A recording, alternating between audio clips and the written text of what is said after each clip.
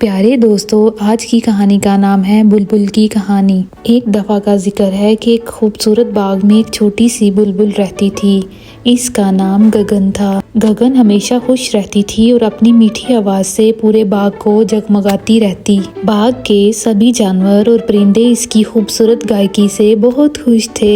एक दिन गगन ने महसूस किया कि सब जानवर इससे कहानियाँ सुनना चाहते हैं, लेकिन मसला ये था कि गगन को कोई कहानी सुनानी नहीं आती थी। वो हमेशा गाने गाती थी और कभी किसी की कहानी के बारे में सोचा भी नहीं था। गगन ने खुद से कहा, मुझे भी कहानियाँ सुनानी आनी चाहिए। आखिर मेरे दोस्त मुझसे कहानी सुनना चाहते हैं। गगन अपने दोस्त कौवे से मिली, जो कि बहुत अक्लमंद था। गगन ने कौवे से कहा, काका मैं कहानी नहीं सुनाती, लेकिन मैं भी तुम्हारी तरह कहानियाँ सुनाना चाहती हूँ। क्या तुम मुझे सिखा सकते हो?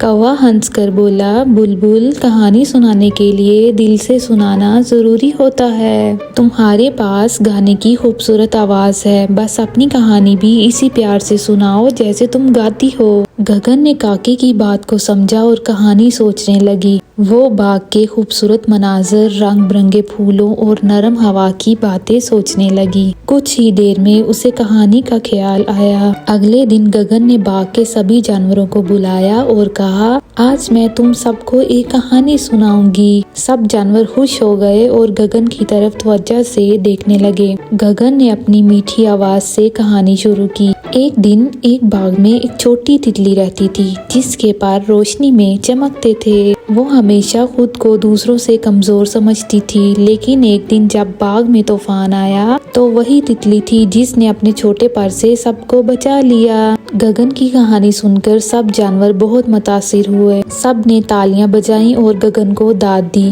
कौवा गगन के पास आया और बोला, देखा मैंने कहा था ना कि कहानी सुनाने के लिए दिल से सुनाना जरूरी होता है। गगन ने मुस्कुरा कर कहा, अब मैं हमेशा कहानियाँ सुनाया करूँगी जैसे मैं अपने दिल से गाती हूँ। और फिर गगन ना सिर्फ अपने गाने से बल्कि अपनी कहानियों से भी सबके दिलों को खुश करती रही। प्यारे दोस्तों, वीडियो को लाइक और चैनल को सब्सक्राइब करना मत भूलिएगा। Bye bye.